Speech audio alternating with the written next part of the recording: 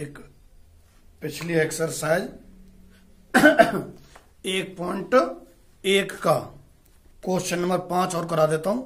हो सकता है किसी बच्चे को इसमें प्रॉब्लम आई हो, किसी को ना आई हो। क्वेश्चन नंबर 5, ठीक है। इसमें आपको 3 फलन दिए हुए हैं यहां एफ जी एच, तीनों के तीनों ही फलन आर से और आर में परिभाषित है, ठीक है। और क्या क्या दिया हुआ है देखो आप, एफ एक्स के बराबर तो एक्स स्क्वायर, अरे मक्खी, जी एक्स के बराबर कॉस एक्स और एच एक्स के बराबर 2x+3। तो आपसे वैल्यू पूछिए इस क्वेश्चन में, एच ओ जी ओ एफ √2π, इसकी वैल्यू आपसे पूछ रहा है, ठीक है। इस तरह से क्वेश्चन किया करना। तो देखो पहले GOF निकाल लेते हैं और उसको H में रख देंगे, और फिर X की जगह क्या रखना है आपको पता है, √2π रखना है आपको। तो सबसे पहले आप GOF निकालो, तब GOF सब लोग जानते हैं, GOF का मतलब G ऑफ एफ एक्स, यानी कि GX में X की जगह क्या रखना है आपको, FX, ये रहा GX, X की जगह FX, cos FX। अब FX की जगह FX की वैल्यू कितनी है भाई, x², तो cos x²। अब H के साथ संयुक्त कर दो, किसे, GOF को, HOGOF। H में क्या रखना है आपको, GOF, यूं समझो, देखो यूं GOFX। H में क्या रखना है आपको, GOF, कहां है H, ये रहा, यहां आपको GOF रखना है, रख दो 2GOFX+3। अच्छा, GOFX की वैल्यू कितनी आई है, ये रही ना, कितनी, cos x², रख दो यहां पे 2cos x²+3। तो अब क्या करो आप, x की जगह क्या रखना है आपको, √2π, इसमें x की जगह √2π लो, HOGOFX यहां रख दो, चाहे यहां रख दो आप, x की जगह क्या रखना है आपको, √2π रख दो, 2cos x का स्क्वायर √2π का स्क्वायर +3, 2cos 2π+3, cos 2π की वैल्यू 1 रहा करती है, आना चाहिए आपको ये वैल्यू पता करना। तो 2 × 1 + 3 कितना रहा भाई, 5, ठीक है। तो मुझे लगता है कि 1.1 के जितने क्वेश्चन थे पिछली वीडियो और इसको मिला के लगभग सारे करा दिए। अब कोई एक आध क्वेश्चन में समस्या हो तो कमेंट कर देना, मैं बता दूंगा किसी वीडियो में, ठीक है।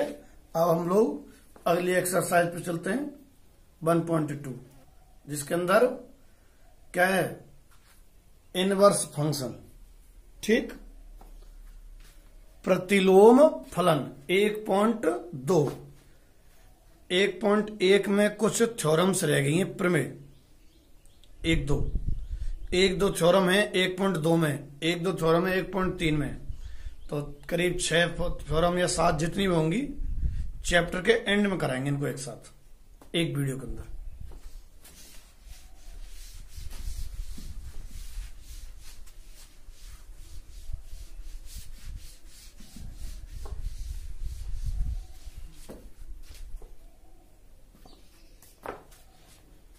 इनवर्स फंक्शन स्टार्टिंग में बता देता हूं मैं। प्रतिलोम फलन उन्हीं का निकलता है जो फलन एक की आच्छादक हो। कैसे आगे पढ़ेंगे, पर पहले आपको मैं एक की आच्छादक बता देता हूं क्या होता है। ये भी शायद 11वीं में था, ठीक है। पहले एक की आच्छादक फिर उसका प्रतिलोम, क्योंकि प्रतिलोम केवल उन्हीं फलनों का निकलता है जो फलन एक की आच्छादक हो। अब एक की आच्छादक क्या सिस्टम रहा करता था वो मैं आपको याद दिला रहा हूं। तो देखो 4 प्रकार पढ़े थे अपन ने, एक की या बहु एक की, ठीक है। ये तो 1-1 था, ये मैनी टू वन था, है ना। 1-1 फंक्शन और मैनी टू फंक्शन। अच्छा, यदि f a से b में परिभाषित है और इस तरीके से है a b,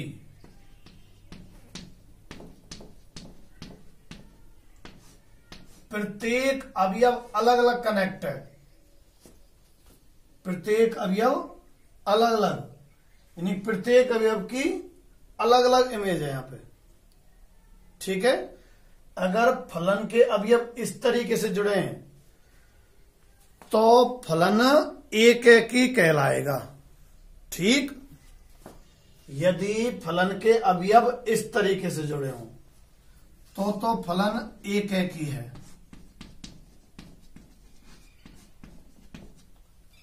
अच्छा, और यदि यूं जुड़ रहा हो ना,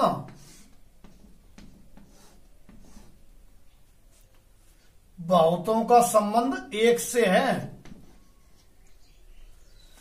तो यदि f(x) बराबर इस तरह का कोई नियम है कि x के 2 भिन्न मान रखने पर f(x) का मान एक जैसा आ रहा है, x के 2 भिन्न मान लेने पर f(x) का मान एक जैसा आता है, तो ये फलन कैसा कहलाएगा भाई, बहु एक की। देखो यदि मैं f n से n लेता हूं और f(x) बराबर x², तो आप देखो n 1 2 3 4 ऐसे 1 2 3 4 यूं, 1 का वर्ग 1, 2 का स्क्वायर 4, 3 का 9, सबके अलग अलग आते जाएंगे कि नहीं। 2 का वर्ग एक जैसा नहीं आ सकता क्योंकि नेचुरल नंबर है, सभी धनात्मक हैं। इसमें तर्क ये रहा कि 2 धनात्मक या 2 प्राकृत संख्याओं, सॉरी 2 भिन्न प्राकृत संख्याओं का वर्ग, 2 भिन्न प्राकृत संख्याओं का वर्ग एक समान संभव नहीं है, एक ही है। और देखो यदि मैं f r से और r कर देता हूं और f(x) बराबर मैं x² ही रख रहा हूं, तो देखो क्या रहेगा, -2 कनेक्ट किससे रहेगा, 4 से, प्लस का 2 किससे कनेक्ट रहेगा, 4 से। ध्यान है ये x की वैल्यू रहा करती है, यहां f(x) की, x का मान -2 रखो आप तो f(x) 4, x का मान +2 रखो आप तो f(x) 4। तो 2 भिन्न अवयव एक अवयव से जुड़े हुए हैं बहुतों का संबंध एक से है, ये बहु एक एकी हो गया। ठीक है, ये एक एकी और ये बहु एक एकी, नोट कर लेना आप। अब बता रहा हूं मैं अंतरक्षेपी और आच्छादक। ठीक है, अंतरक्षेपी और आच्छादक, ये एक एकी और बहु एक एकी था।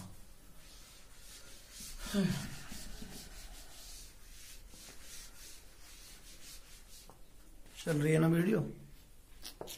चल तो रही है।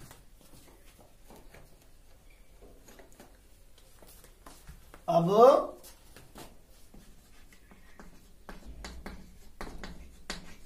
अंतरक्षेपी और आच्छादक। ठीक है, इनटू ऑन टू यानी क्या कहते हैं, ऑन टू ऐसे कहते हैं।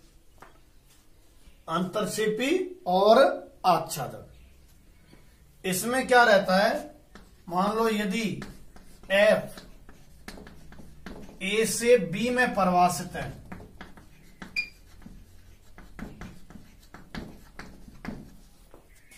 यदि इस तरीके से जुड़ा हुआ है,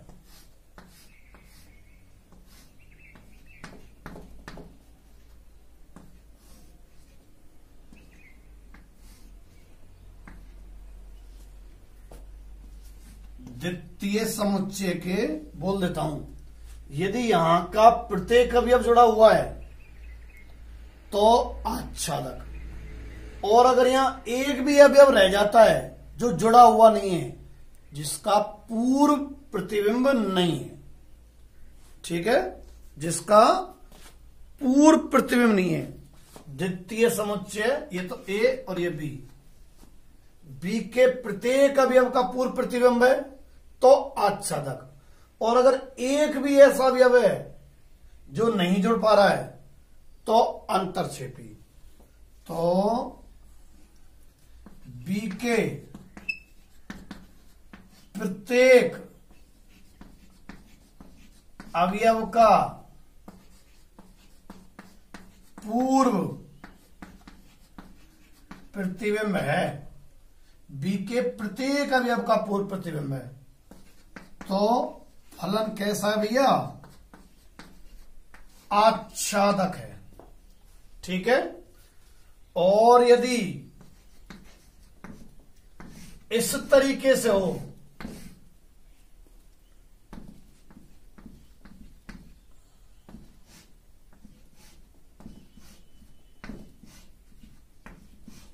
देखो ये रह गया, इस अवयव का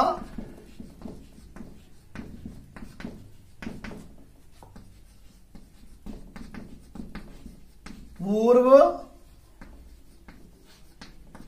प्रतिबिंब नहीं है, इस अवयव का पूर्व प्रतिबिंब नहीं है। ठीक है, अच्छा, इस अवयव का पूर्व प्रतिबिंब नहीं है, ये रह गया ना, तो ये फलन कैसा हो जाएगा भाई, अंतरक्षेपी। तो फलन अंतरक्षेपी है। एग्जाम्पल लेते हैं, मान लो आपको दे रखा है एफ आर से आर में और एफ एक्स बराबर एक्स स्क्वायर। तो देखो, आर से आर का मतलब है इसमें सभी वास्तविक संख्याएं पहले समुच्चय में, प्लस की सभी, जीरो भी है और सभी माइनस की संख्या। दूसरा समुच्चय भी क्या है, आर, वास्तविक संख्याएं, तो प्लस, जीरो, माइनस, इसमें भी सभी धनात्मक, जीरो और सभी ऋणात्मक संख्याएं। अच्छा, अगर आप प्लस की संख्याएं रखोगे यहां तो एफ एक्स का मान कैसा आएगा, प्लस का, तो ये सभी प्लस की संख्याएं कहां जुड़ेंगी?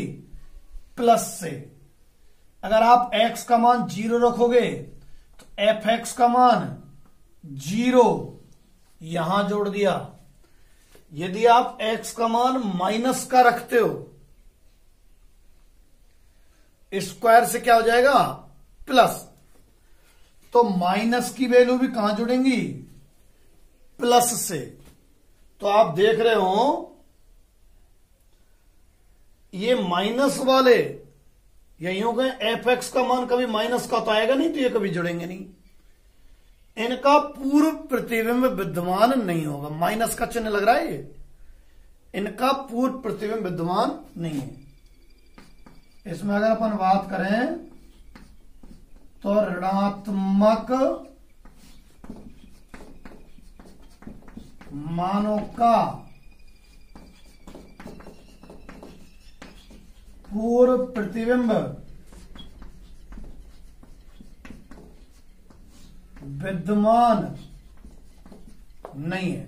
ऋणात्मक मानों का पूर्व प्रतिबिंब विद्यमान नहीं है। ठीक है। अच्छा, इधर आओ, मैं ले रहा हूं f और इसी को ले रहा हूं r से, और मैंने r प्लस कर दिया। ठीक है, r से r प्लस, और 0 भी ले रहा हूं मैं इसमें। ठीक है, और एफ एक्स बराबर मैंने ये ले दिया कौन? X square. तो देखो आप, प्लस की वैल्यू प्लस से जुड़ जाएगी, 0 से जुड़ जाएगा, और माइनस के भी प्लस से जुड़ जाएंगे। क्योंकि इसमें मैंने केवल पॉजिटिव और 0 लिया हुआ है, ऋणात्मक है ही नहीं। देखो दूसरा समुच्चय मैंने क्या लिया है? R plus. तो इसमें ऋणात्मक है ही नहीं, माइनस की वैल्यू नेगेटिव है ही नहीं, तो उनका पूर्व प्रतिबिंब देखने की जरूरत नहीं है। इसमें तो केवल पॉजिटिव और 0 है, तो उनका प्रतिबिंब है, सॉरी पूर्व प्रतिबिंब है प्रत्येक अवयव का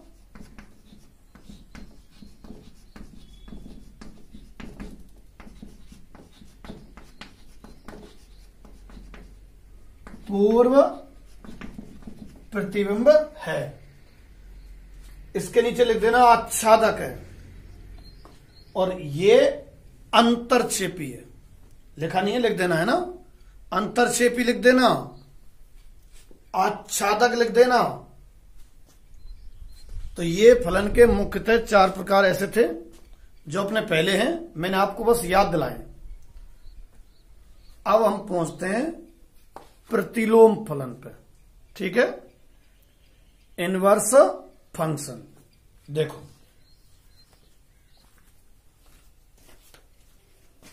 डस्टर लगा रहेगा बढ़िया सा।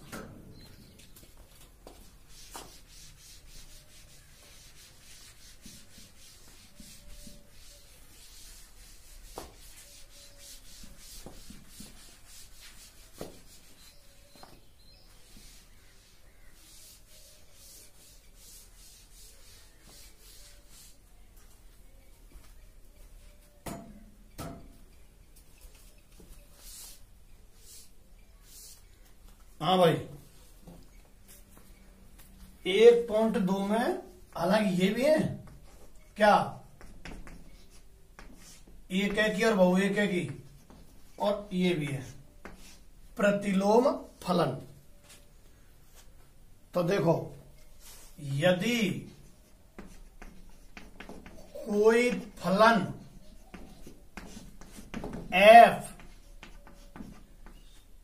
ए से बी में परिभाषित है, यदि कोई फलन f ए से बी में परिभाषित है, तो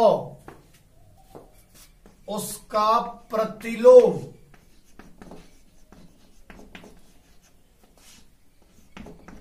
पहली बात तो एफ इनवर्स से व्यक्त होगा। ठीक है, और एफ इनवर्स जो है, इस -1 को क्या पढ़ते हैं? इनवर्स। एफ इनवर्स से व्यक्त होगा, और एफ इनवर्स कहां से कहां होगा? बी से ए। ठीक है, एफ इनवर्स बी से ए में परिभाषित होगा। ठीक, अच्छा अब देखो एफ इनवर्स किन किन का निकल सकता है। मान लो यदि फलन बहुएक की हो, यदि फलन एफ बहुएक की है, मतलब ऐसे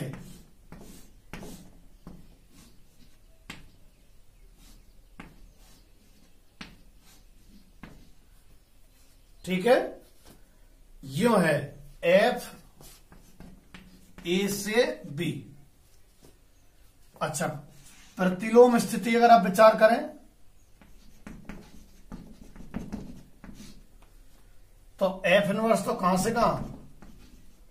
बी से ए, यानी बी पहले, इसी को ले रहा हूं, कितने बी में? 3। चलो वैसे ही समझ लो आप एफ इनवर्स को देखेंगे कहां से देखेंगे? इधर से।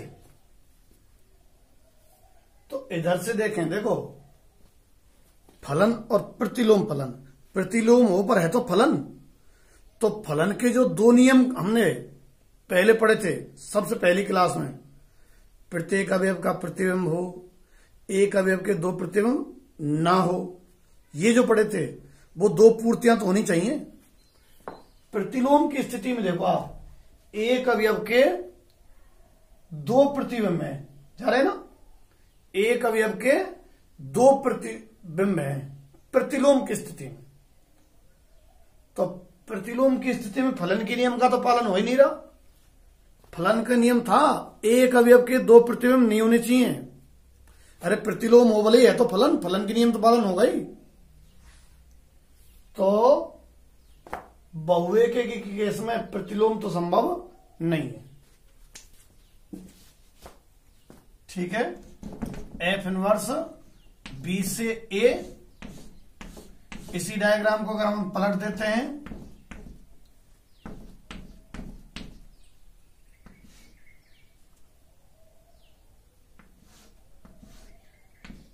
यूं, फलन के नियम का पालन नहीं हो रहा है। यहां बी के एक अवयव के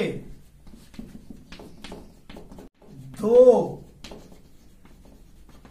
प्रतिबिंब हैं, यहां बी के एक अवयव के 2 प्रतिबिंब है कि नहीं है? अतः एफ इनवर्स फलन के जो नियम थे 2, उनमें से एक का पालन नहीं करता। एफ इनवर्स जो है फलन के एक नियम का पालन नहीं करता। एफ इनवर्स परिभाषित नहीं है, फिर एफ इनवर्स फलन नहीं है। या यूं कहें कि एफ इनवर्स विद्यमान नहीं है। ठीक है, यदि एफ बहुएक की होगा ना तो उसका प्रतिलोम नहीं निकलेगा। कारण समझ गए? बहुएक की ये है, प्रतिलोम बी से देखेंगे, बी से देखेंगे तो एक अवयव 2 से जुड़ जाएगा। ये फलन के नियमों का उल्लंघन है। अच्छा, यदि फलन अंतरक्षेपी है, ठीक है, तो देखो एफ है ए से बी,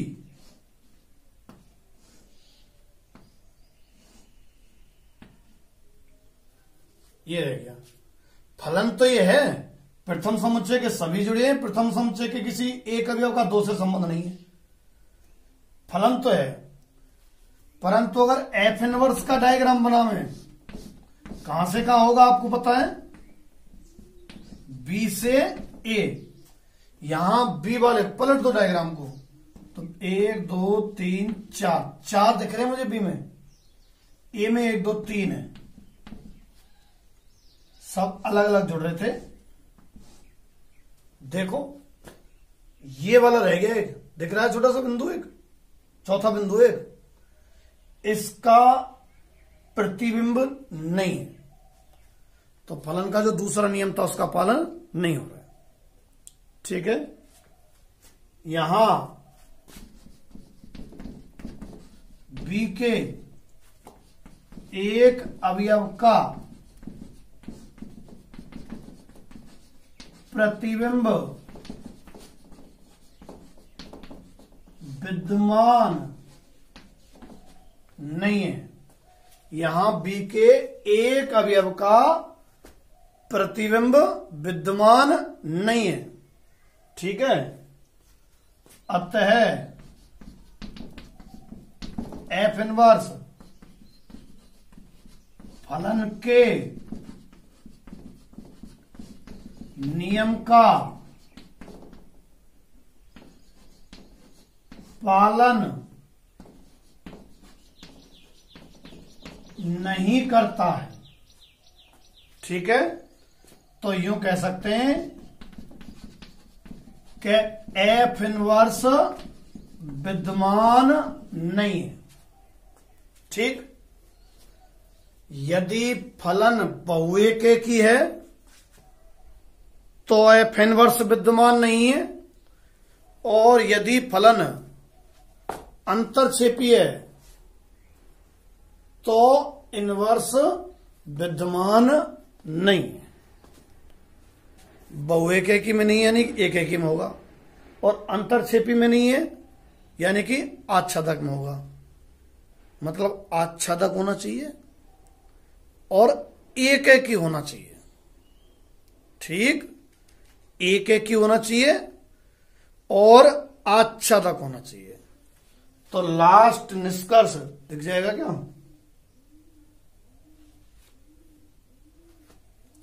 यहां बना देता हूं ब्लॉक लग। हमेशा प्रतिलोम विद्यमान हो यह आवश्यक नहीं है। कह सकते हैं एक एक ही और आच्छादक फलनों के ही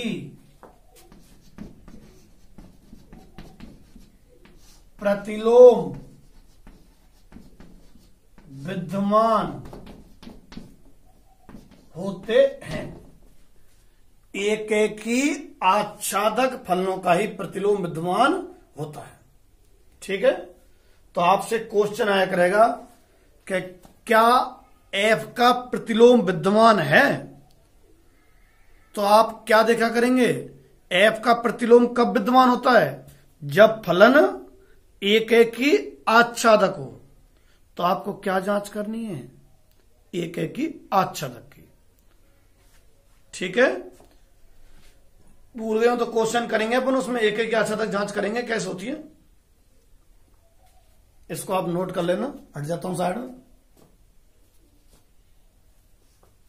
ठीक,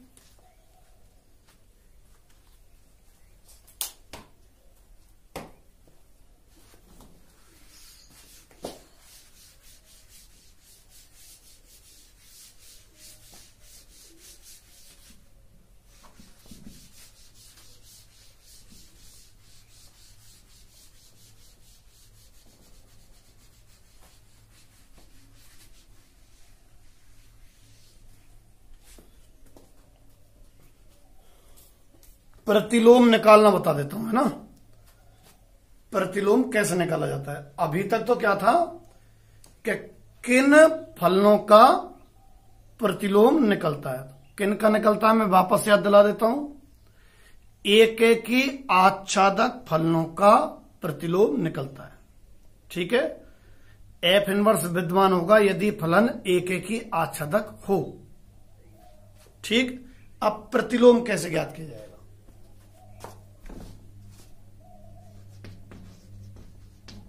प्रतिलोम, अच्छा व्युत्क्रम भी कहते हैं।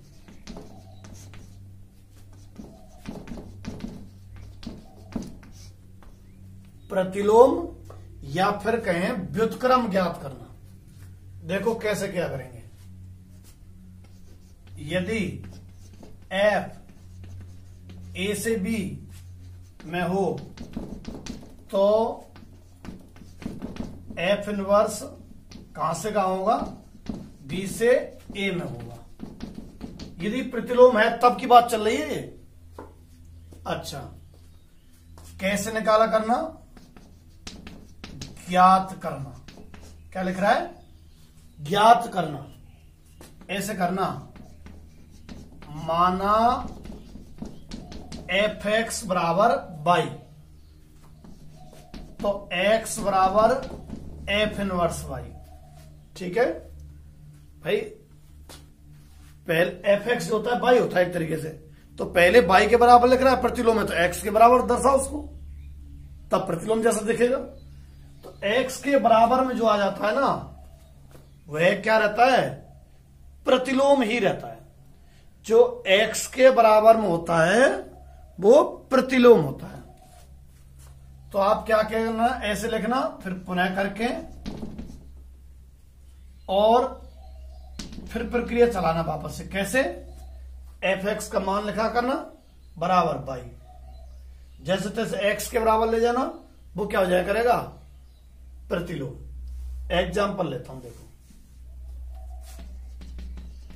एक ऐसा क्वेश्चन जिसका प्रतिलोम विद्यमान है। आपसे ये नहीं पूछ रहा है कि नहीं, आपसे तो सीधा कह रहा है कि प्रतिलोम ज्ञात करो। ऐसा क्वेश्चन देख रहा हूं मैं, कहां गया?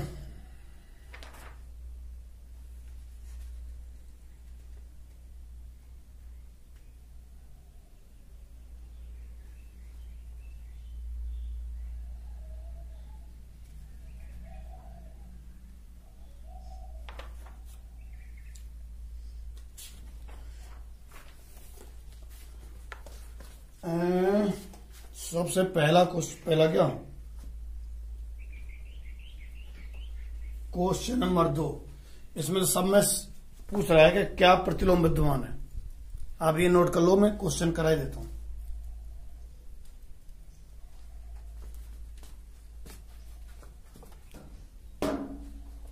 कोई अकेला नहीं दिया गया, केवल प्रतिलोम ज्ञात करके एक है कि आच्छादक वाली बात संग चली है। पहले पढ़ चुके हैं 11th में। एक सवाल में तरीका से बता देता हूं मैं। जैसे क्वेश्चन नंबर 2, ठीक है, यहां एफ आपको दे रखा है आर से आर में, और एफ एक्स बराबर एक्स स्क्वायर -3। कह रहा है सिद्ध करो एफ इनवर्स विद्यमान है, और एफ इनवर्स का सूत्र भी ज्ञात करो, और एफ इनवर्स में 24 और 5 रख के मान भी ज्ञात करो। एफ एक्स लिख दिया क्या मैंने? हाँ। पहला है सिद्ध करना है एफ इनवर्स विद्यमान है। पहला क्वेश्चन हल करते हैं। थोड़ी देर पहले मैंने यहां लिखा था इस जगह पे, एफ इनवर्स विद्यमान कब होता है? जब फलन एक एक ही आच्छादक हो। ठीक है, जब फलन एक एक ही आच्छादक हो। तो देखते हैं, देखो कथन लिखा करना, एफ इनवर्स विद्यमान होगा यदि फलन कौन? एफ एक एक ही आच्छादक। ये तो हमने शर्त बता दी कि एक एक ही आच्छादक होगा तभी एफ इनवर्स विद्यमान होगा। इसका ये आंसर है, पर एक एक ही आच्छादक तो साबित करके दिखाओ इसे। साबित करके दिखाते हैं, एक एक करके। पहले एक एक की जांच, ठीक है, और फिर आच्छादक की जांच। देखो इसी क्वेश्चन तरीका देख लेना। पहले था 11th में, क्या करना है, देखो अलग अलग होता है सब, एक एक ही में। अच्छा, यहां वाली वैल्यू तो x की होती है, x1 x2 x3 ऐसे, और यहां वाले fx1 fx2 fx3 ये होते हैं। अब आप बताओ, x1 x2 तो अलग अलग और fx1 fx2 समान, ये अलग अलग और ये दोनों समान। अगर ये दोनों समान और ये अलग अलग तो बहुतों का एक से हो जाएगा, बहु एक एक हो जाएगा। ऐसा संभव नहीं है कि ये तो समान हो और ये अलग अलग हो। मतलब fx1 और fx2 तो समान आ जाएं और x1 x2 अलग अलग रहें। ये तो अलग अलग रहें और ये एक जैसा आ जाएगा। अगर एक जैसा आ जाएगा तो बहु एक एक ही है ना। देखो क्या बोल रहा हूं, ये समान और ये अलग अलग, बहु एक एक ही। और ये समान तो ये भी समान होने चाहिए थे, तो एक एक ही। तरीका इसी से उत्पन्न होगा, सिस्टम से जो है। ये समान तो ये समान होने चाहिए थे, ऐसा नहीं है। ये समान कौन, fx1 बराबर fx2, और ये अलग अलग, ये अलग अलग और ये समान तो जुड़ जाएंगे, यूं जुड़ जाएंगे एक जैसा, बहु एक एक हो जाएगा। एक एक के लिए क्या है, ये समान तो ये समान ही रहे होंगे।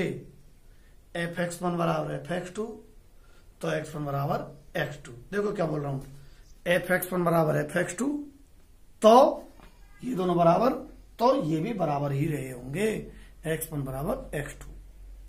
अनिवार्यता से ऐसा संभव नहीं है, ये अलग अलग। तो क्या तरीका रहता है कि फलन एक एकी होगा यदि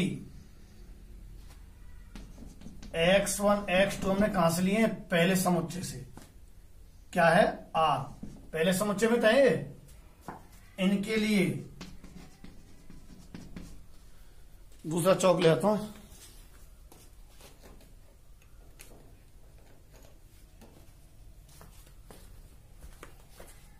फलन एक एक होगा यदि क्वेश्चन सरल सरल से हैं, एक जैसे हैं।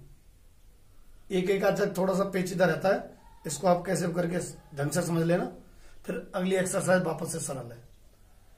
तो फलन एक एक होगा यदि x1 x2 belongs to R, यहां से लिए उनके लिए fx1 बराबर fx2 होने पर अनिवार्यतः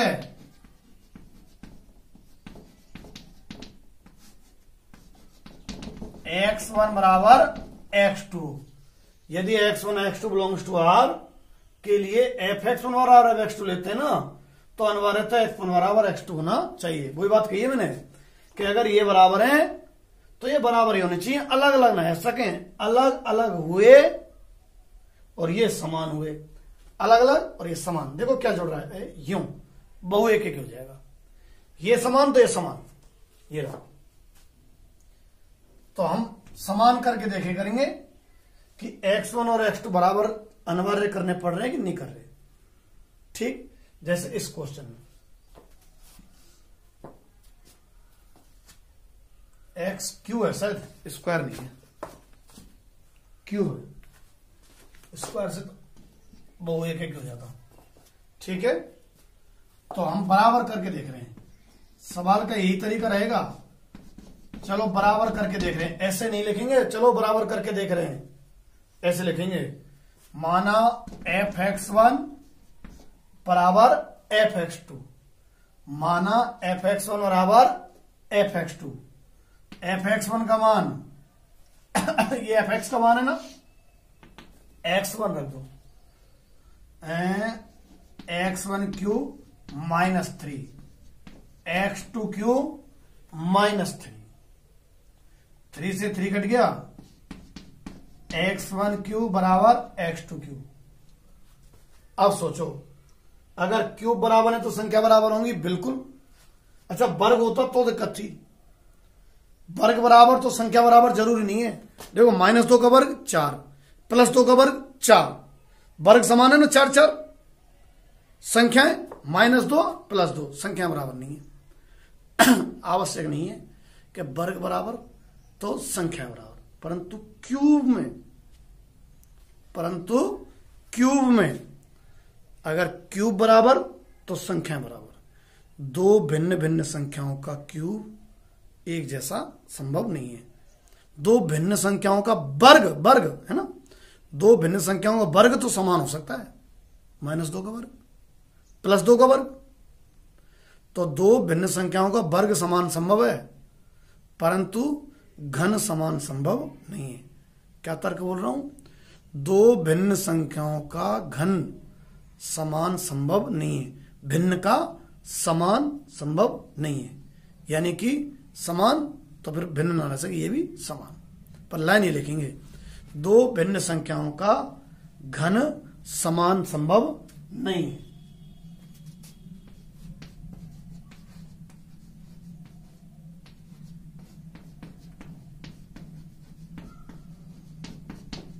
दो भिन्न संख्याओं का घन समान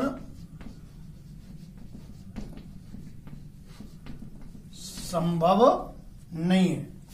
दो भिन्न संख्याओं का घन समान संभव नहीं है। ठीक है, तो इसका मतलब घन समान है ना, तो संख्या भिन्न ना ले सके, संख्या भी समान लेनी पड़ेंगी। यानी कि अनिवार्यतः x1 बराबर x2 होगा। तो फलन कैसा है भैया? एक है की, तो फलन एक है की। अब आच्छादक की बात हो रही है भाई। प्रतिलोम तो तभी संभव है ना जब फलन क्या हो, एक है की और आच्छादक। तो एक है की तो बैठ गया, आच्छादक की जांच यहां कर देता हूं, आ जाएगा।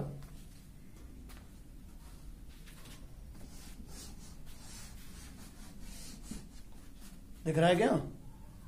कहां तक? हाँ, दिख तो रहा है। आच्छादक की जांच। आच्छादक का उद्देश्य ध्यान है, द्वितीय समुच्चय के प्रत्येक अवयव का पूर्ण प्रतिबिंब होना चाहिए। द्वितीय समुच्चय में रहना नहीं चाहिए एक भी। द्वितीय समुच्चय के प्रत्येक अवयव का, समझ रहे हैं आप? देखो, मिटा दूंगा मैं यहां, ये तो x होता है और ये fx होता है। fx को ही y कहते हैं। तो प्रत्येक y के लिए x पर विचार करना है। यहां से अवयव लें तो वो जुड़ेगा नहीं जुड़ेगा? अगर यहां का हर अवयव जुड़ जाएगा, यहां का हर अवयव जुड़ जाएगा अगर, ठीक है, तो आच्छादक है। एक भी रह गया तो अंतरक्षेपी है। यहां के अवयव किस पे? y पर विचार करना पड़ेगा। तो संबंध को लिखो तो सही, देखो वो fx बराबर y तो है ही है। fx कितना है? x³ - 3 = y।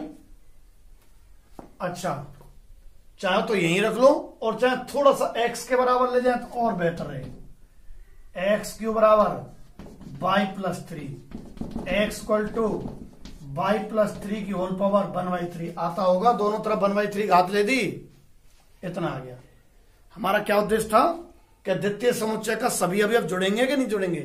द्वितीय समुच्चय के अवयव होते हैं y, प्रथम समुच्चय के अवयव होते हैं x। तो y के प्रत्येक मान के लिए x होगा नहीं होगा? तो y आप कुछ भी रख लो, 1/3 घनमूल तो निकलता ही है। देखो क्या बोल रहा हूं, प्रत्येक वास्तविक संख्या का घनमूल अवश्य निकलता है। अवश्य निकलता कहेंगे, वास्तविक होता है। प्रत्येक वास्तविक संख्या, भाई वास्तविक रखेंगे तो ये वास्तविक तो आएगा, का घनमूल अवश्य संभव होता है। अच्छा, घनमूल अवश्य संभव है, वर्गमूल की कोई गारंटी नहीं है। ऋणात्मक संख्याओं का वर्गमूल कहां निकलता है? नहीं निकलता ना, ऋणात्मक संख्याओं का वर्गमूल नहीं निकलता। ठीक है, तो घनमूल सबका निकलता है।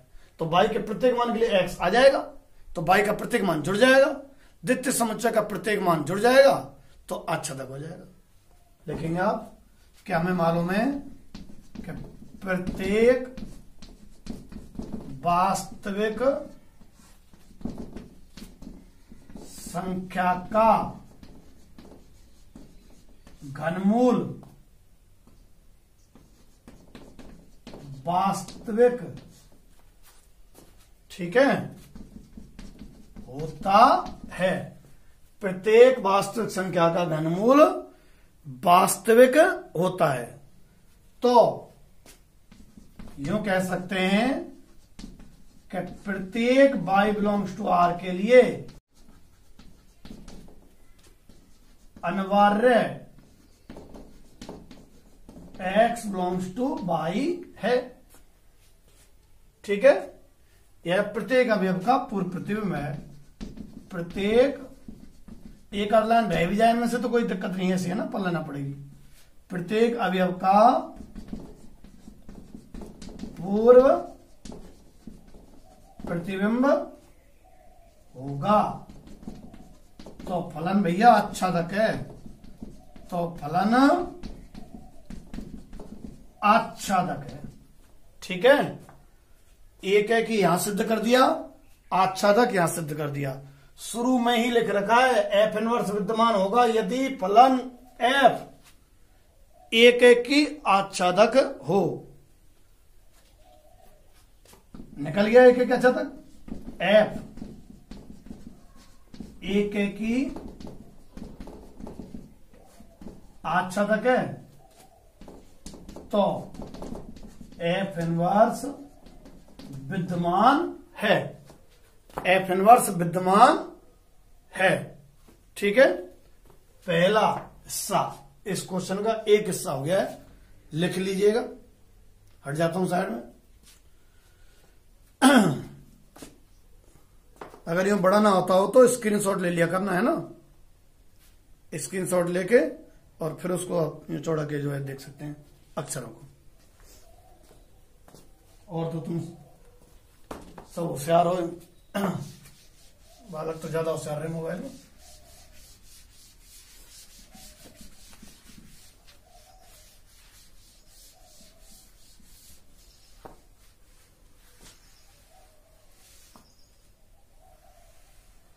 पहला था इस क्वेश्चन का हिस्सा कि सिद्ध करो एफ इनवर्स विद्यमान है। दूसरा हिस्सा था अगर विद्यमान है तो एफ इनवर्स ज्ञात करो। एफ इनवर्स ज्ञात, सरल है एफ इनवर्स ज्ञात करना। बताई ना मैंने तुम्हें, माना अभी बताई ना, एफ एक्स बराबर बाई, एक्स के बराबर में होता है वो प्रतिलोम में होता है भैया, एफ इनवर्स बाई। पुनः लिखी मैंने, पुनः। चलो स्टार्ट करो। एफ एक्स बराबर बाई रखो, x Q minus 3 equal two by. X के बराबर ले आओ, अभी लाए थे अपन, बाई प्लस 3 की होल पावर 1/3। अचानक नहीं आया है, 3 इधर गया है, घात 1/3 लगाई गई है जब आया है दोनों तरफ। पहले 3 का पक्षांतरण, फिर दोनों तरफ घात 1/3। चलो एक्स बराबर बाई प्लस 3 की घात 1/3। ये प्रतिलोमी है एफ इनवर्स बाई, पर एक्स के पदों में लिख देते हैं अंत में एफ इनवर्स एक्स कितना, एक्स प्लस 3 की होल पावर 1/3। ठीक है, ए लिख सकता हूं, सी लिख सकता हूं, इन जगह क्या है, यूं कहा गया जो यहां रखे उसमें प्लस 3 की घात 1/3 वह इनवर्स है। इनवर्स निकल चुका है। इसी में 2 भाग और हैं, पहला हो गया, ये दूसरा हो गया। तीसरा आपसे इस क्वेश्चन में एफ इनवर्स 24 यही कर देते हैं। चलो एफ इनवर्स 24 और एफ इनवर्स 5 पूछा है तुमसे। एफ इनवर्स 24 रख रहा हूं इनवर्स में 24 प्लस 3 की घात 1/3 और एफ इनवर्स 5 प्लस 3 की घात 1/3। चलो 27 की घात 1/3, 8 की घात 1/3, तो 3 आया ये और 2 आया। ठीक है, कौन सा क्वेश्चन था जाने? दूसरा सॉल्व हो गया है ना। क्वेश्चन नंबर 2 बिल्कुल इसके जैसा, इसका बिल्कुल खास भाई समझो आप। क्वेश्चन नंबर 3 और क्वेश्चन नंबर नहीं एग्जाम्पल 7, 8, 9 बिल्कुल ऐसे ही हैं। क्वेश्चन नंबर 2 और 3 और एग्जाम्पल 7, 8, 9 बिल्कुल एक जैसे हैं। अब मैं आपको कराऊंगा एग्जाम्पल 10। ठीक है, एग्जाम्पल 10 देखो।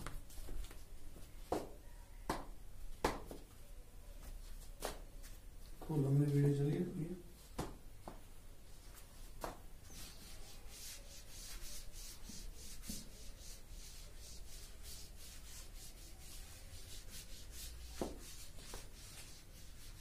इस क्वेश्चन के जैसे क्वेश्चन नंबर 2, 3 और एग्जाम्पल कौन से बताए थे मैंने?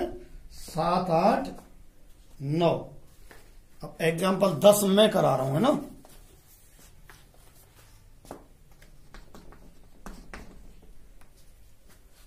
एग्जाम्पल 10, यदि एफ क्यू से क्यू में एफ एक्स आपको दे रखा है 2x, जी क्यू से क्यू में जी एक्स दे रखा है x+2, तो निम्न का सत्यापन करो। आपको यहां एफ तो क्यू से क्यू,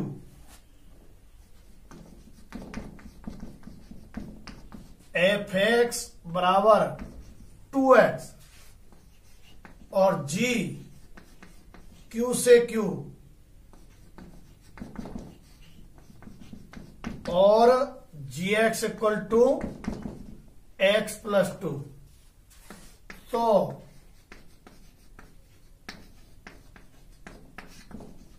सिद्ध करना है GOF इनवर्स बराबर F inverse O G inverse. महसूस तो हो रहा होगा कि GOF का इनवर्स निकालो, वो बराबर आना चाहिए F इनवर्स अलग से निकाला हुआ, G इनवर्स अलग से निकाला हुआ और दोनों का संयुक्त उसके बराबर। ये इन दोनों के संयुक्त के बराबर। तो किसी भी फलन का इनवर्स जब निकालें जब फलन हो हमारे पास, GOF का इनवर्स तो जब निकालें जब GOF हो। ठीक है, तो स्टार्ट करते हैं। कोई सा LHS RHS कोई सा करवा। RHS करोगे तो आपको पहले F इनवर्स निकालना पड़ेगा, G इनवर्स निकालना पड़ेगा, फिर दोनों का संयुक्त करना पड़ेगा। और LHS करते हो तो पहले GOF निकालना पड़ेगा, फिर उसका इनवर्स निकालना पड़ेगा। LHS से देखो, LHS पहले तो मैं GOF निकाल रहा हूं। यहां GOF सब समझो। GOF का मतलब G ऑफ fx। G में क्या रखना है हमें? fx रखना है। कहां है G? ये रहा, रख दो fx+2। अब fx की वैल्यू 2x और ये +2 जो कि तुम लो भाई GOF आ गया। अब GOF का इनवर्स ध्यान है कैसे निकालते थे इनवर्स, फलन उसके बराबर बाई मान के फिर x के बराबर ले जाओ, वो इनवर्स है। अभी अभी किया ना अपन ने, फलन के बराबर बाई, फिर सवाल को x के बराबर में ले जाओ, जो रहता है वो इनवर्स ही होता है। निकाल रहा हूं मैं GOF का इनवर्स। माना GOF बराबर बाई, x लिख दिया है ना, तो x बराबर GOF का इनवर्स बाई। चलो स्टार्ट करो। GOF(x) कहां है, ये रहा, देखो ये रहा 2x + 2 बराबर कितना, बाई। यहां से x के बराबर में जो आएगा वो GOF का इनवर्स है। तो देखो जरा, बाई -2/2 क्या है ये, GOF का इनवर्स बाई। ठीक है, x बराबर में GOF का इनवर्स बाई। अच्छा साहब, x के पदों में लिखना चाहें तो GOF का इनवर्स x बराबर कितना आ जाएगा, x - 2/2। LHS हल करके रख लिया हमने। अब बात RHS की आती है। RHS में पहले क्या याद करना पड़ेगा हमें, F इनवर्स, फिर G इनवर्स, फिर संयुक्त।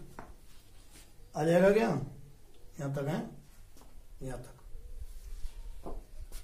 पुनः RHS के लिए F का इनवर्स निकाल लेता हूं। माना fx बराबर y, तो x बराबर f इनवर्स y। fx कितना है भैया, 2x = y, तो x = y/2, जो कि क्या कहलाएगा, f इनवर्स y। ठीक है। अच्छा, इसको अगर x के पदों में लिखना चाहें तो x/2 दिख रहा है क्या, दिख तो गया, f इनवर्स x/2। इसी प्रकार G इनवर्स, तो माना gx बराबर y, gx बराबर y, तो x बराबर क्या होता है, G इनवर्स y। gx कितना, x + 2 बराबर y, x बराबर y - 2। ठीक है, जो कि क्या है, G इनवर्स y है। अगर x के पदों में लिखना चाहें तो x - 2। देखो RHS के लिए हमें F इनवर्स की आवश्यकता है और G इनवर्स की आवश्यकता है, दोनों निकाल लिए। F इनवर्स रहा और G इनवर्स रहा। ठीक है, अब RHS तो इन दोनों का संयुक्तीकरण है, इधर कर रहा हूं। तब F inverse O G inverse, तो F इनवर्स के भीतर G इनवर्स।